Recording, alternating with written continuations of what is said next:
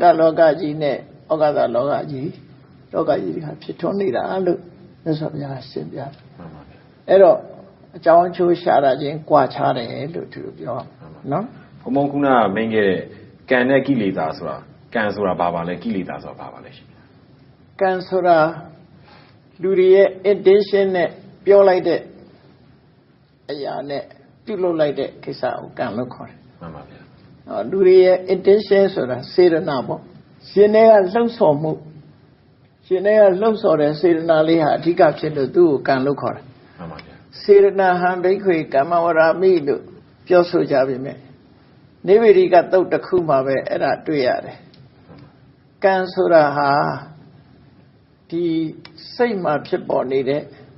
စီရွယ်ချက်တွေလှုံ့ဆော်ချက်တွေအလုံးကိုကံလို့ဆိုနိုင်တယ်ပေါ့နော်ကမ္မပစ္စည်းအောမှာကြည့်လိုက်လို့ရှိရင်စေတနာကိုကံလို့ခေါ်ခဲ့တယ်ပဋ္ဌာန်း24ပစ္စည်းမှာဘုရားကမ္မပစ္စည်းအောဆိုတာစေတနာကိုအဓိကထားပြီးဟောတာအဲ့တော့စေတနာလဲကံပဲသူများပစ္စည်းကိုမတရားလို့ခြင်းနဲ့လောဘကိုယ်ဟာဖြစ်ခြင်းနဲ့အဘိဓါဆိုတဲ့လောဘလူတယောက်ကိုပျက်စီးသွားစေခြင်းနဲ့ဗျာပါဒဆိုတဲ့အမုန်းဒေါသအမှန်မမြင်တဲ့အမှားကိုလက်ခံထားတဲ့မိစ္ဆာဒိဋ္ဌိဆိုတဲ့အရာလည်းပဲကံလို့ခေါ်ပါတယ်အဲ့လောဘနဲ့ဆန့်ကျင်မဲ့အလောဘဗျာပါဒနဲ့ဆန့်ကျင်တဲ့အဗျာပါဒမေတ္တာတမ္မာဒိဋ္ဌိဆိုတဲ့ကံကံရဲ့အကျိုးလက်ခံတဲ့ဉာဏ်ကိုလည်းပဲကံလို့ခေါ်ပါတယ်ကံလို့ဆိုတာဟာစေရနာနဲ့စေတသိက်အချို့တရားတွေကိုမြတ်စွာဘုရားကံလို့ခေါ်ပါတယ်အဲ့ဒါတွေကြောင့်အလုတ်တစ်ခုဖြစ်လာတယ်အလုတ်ကဘာလို့ဆိုရင်နှုတ်နဲ့စိတ်ထဲကကြံတွေးတာဖြစ်တယ်နှုတ်နဲ့ပြောဆိုတာဖြစ်တယ်ကိုယ်ဒီလေ mental action တို့ verbal action တို့ physical action တို့ပေါ့နော်အဲ့ဒီလှုပ်ဆောင်မှုတွေကိုဖြစ်ပေါ်စေလို့အဲ့ဒါကိုကံလို့ခေါ်တယ်အကြောင်းတရားကိုခေါ်လိုက်တာကိလေသာဆိုတာကြတော့ချစ်ချင်းမုန်းခြင်းနဲ့ရှင်တွဲလာတဲ့ဖြစ်ပေါ်လာတဲ့ရှင်ထဲမှာပူလောင်စေတတ်တဲ့အရာနဲ့စိတ်ကိုညှဉ်းနှွမ်းသွားစေတတ်တဲ့တဘာဝတရားတွေကိုအကုသိုလ်တရားတွေကိုကိလေသာလို့ခေါ်တယ်မှန်ပါဗျာနော်မှန်ပါဗျာပြောမယ်ဆိုရင်လောဘတို့ဒေါသတို့မောဟတို့မာနတို့ဒါတွေကိုကိလေသာလို့ခေါ်တာနော်တကယ်တော့ဒီဗုဒ္ဓအဟောတွေမှာပါတဲ့ဒီနတ်ပြည်မြမပြည်ငရဲပြည်နဂါးပြည်တို့ဟာဗမာရှိပါသလဲဗျာတကယ်တော့အနည်းဆက်ဆုံးဘယ်လိုပုံဖော်လို့ရနိုင်ပါလဲရှင်ဗျာပြည်လို့ဆိုတဲ့အဓိပ္ပာယ်ကိုအရင်ကြည့်အောင်မြမပြည်လို့ဆိုတာမြမလူမျိုးတွေအများစုနေတာဒီပြင်လူမျိုးတွေလည်းရှိတာပဲနော်မြမလူမျိုးတွေအများစုနေတဲ့နေရာကိုမြမပြည်လို့ခေါ်တယ်လို့ပဲဆင်းရဲဒုက္ခနဲ့ဘဝအကုသိုလ်ကံတွေကြောင့်ဆင်းရဲဒုက္ခအတိပြီးတဲ့ဒီရပ်ဝန်းတစ်ခုမှာဒုက္ခခံစားနေရတဲ့သတ္တဝါတွေနေတဲ့နေရာကိုငရဲပြီလို့ခေါ်မှာမှန်ပါဗျာနော်မှန်ပါဘယ်နေရာမှာရှိတယ်လဲဆိုတာတော့မြတ်စွာဘုရားဘယ်မှာရှိတယ်လို့တိုက်ရိုက်ပြောထားတာတော့မရှိဘူးဘုံဘုံအတွေ့နဲ့ပြောရမယ်ဆိုလို့ရှိရင်အများအားမီးလောင်နေတဲ့အတွင်းထဲမှာပူလောင်နေတဲ့ဒီမီးတောင်တွေဆိုတာရှိတယ်မှန်ပါဗျာအဲ့ဒီမီးတောင်တွေထဲမှာတက်ရှိတော်ဟာအနေနဲ့ဖြစ်နေတဲ့ကောင်းတွေဟာအများအားပူလောင်နေမှာပဲမှန်ပါဗျာငရုတ်သီးထဲမှာမွေးတဲ့ပိုးလိုပဲပေါ့နော်မှန်ပါဗျာအဲ့လိုမျိုးမရှိနိုင်ဘူးလားရှိတယ်အခုရေဘူးတွင်းနေပါလေဆိုတာစာပေကျမ်းဂန်အရပြောမယ်ဆိုရင်တပောဓာမြစ်ဆိုတာအိန္ဒိယမှာရှိတယ်မှန်ပါဗျာအဲ့တပောဓာမြစ်ဟာတပောဓာဆိုတာတပဆိုတာပူတဲ့ဥဒကရေမှန်ပါဗျာရေဘူးစမ်းစီစင်းတဲ့မြစ်မှန်ပါဗျာအဲ့ဒီမြစ်ကဘာကြောင့်ရေဘူးဖြစ်ရတယ်လဲလို့ဆိုရင်လောဟကုံမီလို့ခေါ်တဲ့ငရဲအိုးကြီးနှစ်ခုကြားဖြတ်စီလာတယ်ဆိုတော့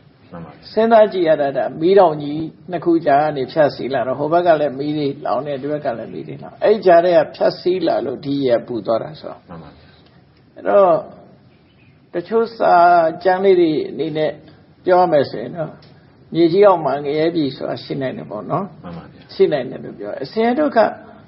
ရောက်တဲ့ပုဂ္ဂိုလ်တွေတရားဝါတွေပေါ့ဒုက္ခခံရတဲ့တရားဝါတွေအေးမြတ်မြတ်မနေရဘဲနဲ့အမြဲတမ်း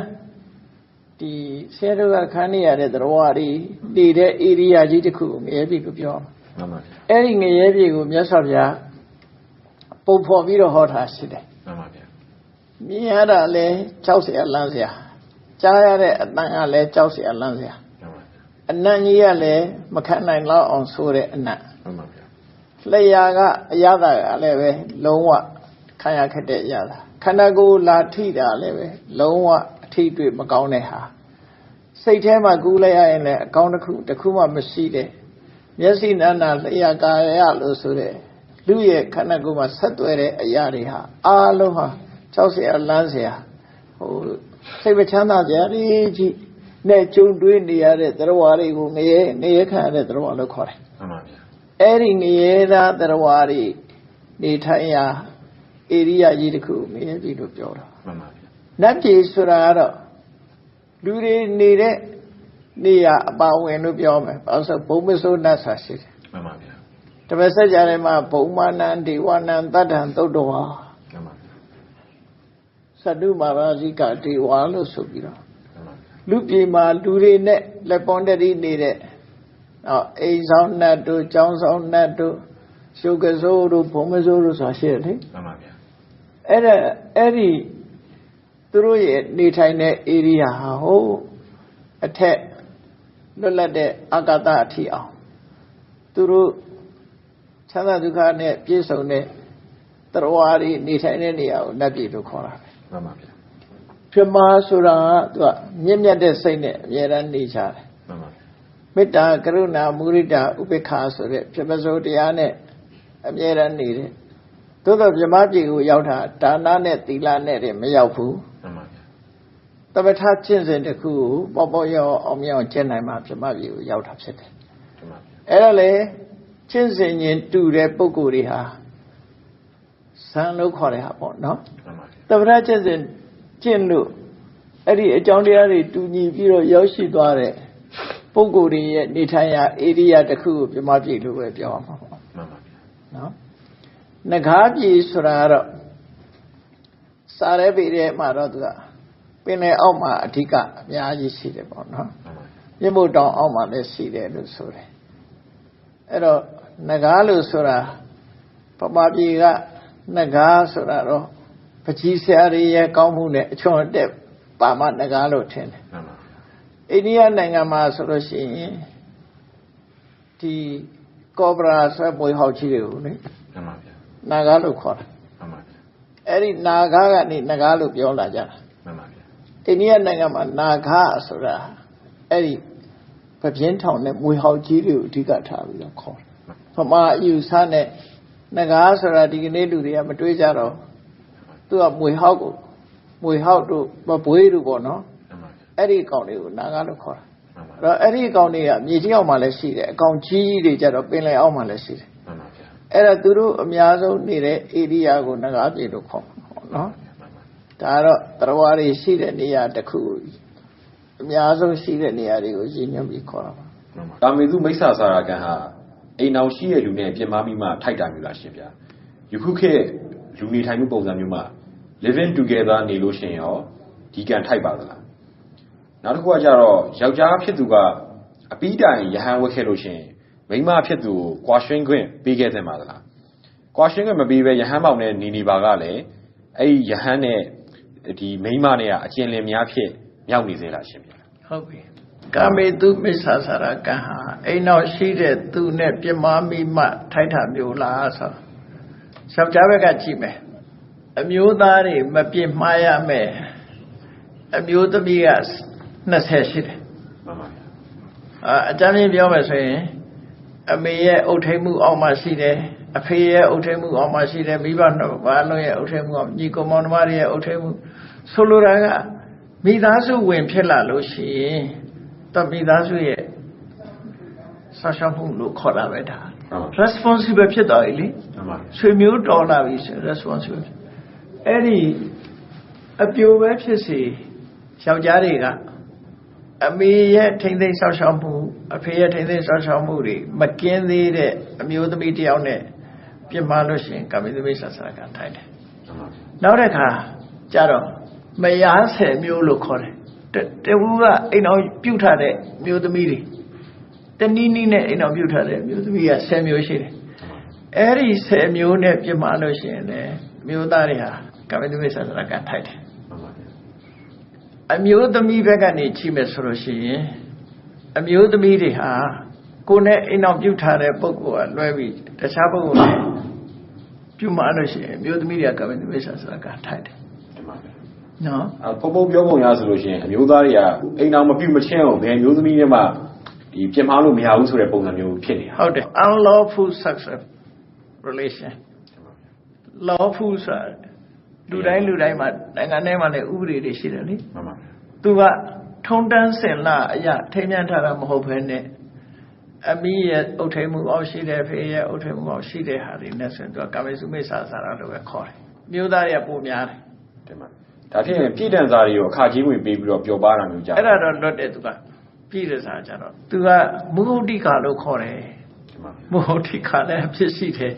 မျိုးသားတွေကအပြစ်လွတ်တာနည်းတယ်အန်လောဖို့မဖြစ်ဖို့ပဲအရေးကြီးတာပေါ့ဗုဒ္ဓဘာသာရဆိုလို့ရှိရင်အမျိုးသားနဲ့အမျိုးသမီးသဘောတူနေလို့ရှိရင်တော့မှဒီတရားဝင်လက်မထပ်ရသေးမှဖြစ်ဖြစ်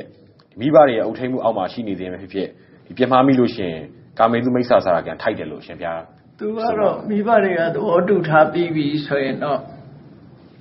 သဘောတူခြင်းဒီပင်လင်ခွင့်ပြုခြင်းဖြစ်သွားပြီပေါ့မှန်ပါဗျာဘလို့ဖြစ်เสียအကြောင်းတော့မရှိတော့ဘူးလို့ထင်ပါတယ်တင်ပါဗျာနော်တင်ပါနောက်တစ်ခုကကြတော့ယောက်ျားဖြစ်သူကအပိတိုင်ရဟန်းဝက်ခဲ့လို့ရှင်ရောမိန်းမဖြစ်သူကွာရှင်းပေးခဲ့သင်ပါသလားဗျာအကယ်အဲ့ဒါတင်ပါဗျာအဲ့ဒါကတော့ရဟန်းဝတ်တယ်ဆိုတာ renounce လုပ်တာပဲ renounce ဆိုတာဘာတွေကိုဆုံးလွတ်ရတော့ဆိုရင်ဆွေမျိုးတွေကိုဆုံးလွတ်ရတယ်ကိုယ်ပိုင်တဲ့ပစ္စည်းဥစ္စာတွေကိုဆုံးလွတ်ရတယ်ဆွေမျိုးဆိုတဲ့အထက်မှာထားလိုက်ပါတော့ကိုယ်အိမ်နောက်ရှင်းအိမ်နောက်ဘက်ကိုလည်းဆုံးလွတ်ရတယ်တင်ပါဗျာနော်အဲ့ဒါတွေကို renounce လုပ်ပြီးတော့ရဟန်းဘဝကူကြတာမှန်ပါရှိခေထုံးတန်းဆက်လာအဲ့လိုမှန်ပါဗျာသို့တော့အပြည့်တိုင်ကွာရှင်းပေးခဲ့တဲ့ပါသလားဆိုတဲ့မေးခွန်းကြတာသူကကွာရှင်းပေးသည်ဖြစ်စေမကွာရှင်းပေးသည်ဖြစ်စေသူက renounce လုပ်တော့ရဟန်းဝတ်လို့ရှိရင်အထက်ကမိန်းမရှိမှခွင့်မပန်းဘူးမိဘရှိမှပဲခွင့်ပန်းရမှန်ပါဗျာအမျိုးသမီးကသဘောတူသည်ဖြစ်စေသဘောမတူသည်ဖြစ်စေသူကအလိုလျောက်ရဟန်းဖြစ်သွားရင်ကွာရှင်းပြီးသားဖြစ်သွားတယ်သူ့အနေနဲ့ကလည်းပန်းဆိုင်မှုတွေအလုံးကိုဆုံးလွတ်ပြီးသားဖြစ်သွားတယ်မှန်ပါဗျာနော်မှန်ပါဗျာရှေးထုံးစံကိုပြောပြတာပေါ့နော်ဖះလက်ထက်ကထုံးစံအပြည့်တိုင်ကွာရှင်းပေးဖို့ဆိုတာတရားဝင်ကွာရှင်းခွင့်ခုခေတ်လို့စာချုပ်တွေပါလေ divorce လုပ်တာကြောင့်မရှိဘူးသူတင်အောင်ဝတ်သွားတာနဲ့တပြိုင်နက်ကွာရှင်းပြီးသားဖြစ်သွားပြီနော်အဲ့လိုဆွလို့တယ်ကွာရှင်းခွင့်မပေးဘဲရဟန်းပေါင်နဲ့ဝင်ကအကျဉ်းလင်မယားအဖြစ်အရာရောက်နေစေလားဆိုလင်မယားလို့သွားနေရင်တော့ဒီကဘုန်းကြီးဘုရားဆုံးထွန်းရမယ်သူကမှန်ပါမကျူးလွန်ရင်တော့သူကနေလို့ရတယ်မှန်ပါဒီလိုပဲဖះလက်ထက်ကတထေသာသူဒိဏဆိုသူ့အမေဖေတွေစီကိုအတင်းကျပ်ခွင့်တောင်းပြီးတော့ဝတ်တာမှန်ပါသူစနီးမယားလည်းအိမ်မှာရှိတာပဲမှန်ပါသို့တော့သူဘာမှမပတ်သက်ဘူးဆိုလို့ရှိရင်တော့သူကရဟန်းကောင်းပဲမှန်ပါခုနလိုပတ်သက်ရင်တော့သူကအပြစ်ရှိတယ်အဲ့ဒါမှန်ပါမြတ်စွာဘုရားတရားထွက်အထုတ်တော့ရသောရနဲ့သူကွာရှင်းခဲ့တာမှမဟုတ်ဘူးမှန်ပါသို့တော့လည်းမပတ်သက်ဘူးဆိုတာသိသွားပြီလေခြံနာချင်းခံတဲ့အမျိုးသမီးအနေနဲ့ကြတော့နောက်ထပ်အိမ်အောင်ပြုလို့ရတာဗျာရတယ်ဆုံးလို့တော့ရတယ်အမျိုးသမီးတွေမှာအိန္ဒိယထုံးစံအရပြောမှဆိုရင်သူတို့မှာသားယောက်ျားထွန်းကားသည်ဖြစ်စေသားယောက်ျားထွန်းကားမှယောက်ျားရဲ့အမွေကိုခံယူခွင့်ရှိတယ်မှန်ပါသားယောက်ျားမထွန်းကားလို့ရှိရင်သူကဒီတိုင်းပဲအဝတ်တစ်ထည်ကိုယ်တစ်ခုနဲ့ပဲအိမ်ပေါ်ဆင်းရတယ်ဘာမှပတ်ဆိုင်ဝင်ဖြစ်သားယောက်ျားထွန်းကားလို့ရှိရင်သားယောက်ျားကိုအကြောင်းပြုပြီးတော့သူတို့ကသားကအမွေခံတာမှန်ပါဗျာသူကတော့အမွေခံတာမဟုတ်ဒါပေမဲ့သားကိုအကြောင်းပြုပြီးသူ့ဘဝဆင်ပြေတယ်သားသမီးမရှိဘူးဆိုတဲ့အမျိုးသမီးကတော့ဒီတိုင်းပဲဘာမှဆက်ခံဝင်မရှိတော့ဒါအိန္ဒိယရဲ့ထုံးတမ်းစင်တာဒါကြောင့်မို့လို့သူတို့ကသားသမီးမထွန်းကားဘူးဆိုရင်သူတို့ဘဝအတွက်တားဆိုးရိတ်မှန်ပါဗျာခုခေတ်ကတော့အဲ့လိုမရှိတော့ပါဘူးနော်မရှိတော့အနောက်တိုင်းဆိုသားဆိုးသေးတယ် divorce လုပ်ရင်ယောက်ျားအများကြီးရောရတယ်လူမှုနဲ့သက်ဆိုင်တဲ့ဘာသာနဲ့မသက်ဆိုင်ဘူးဒါတွေကနော်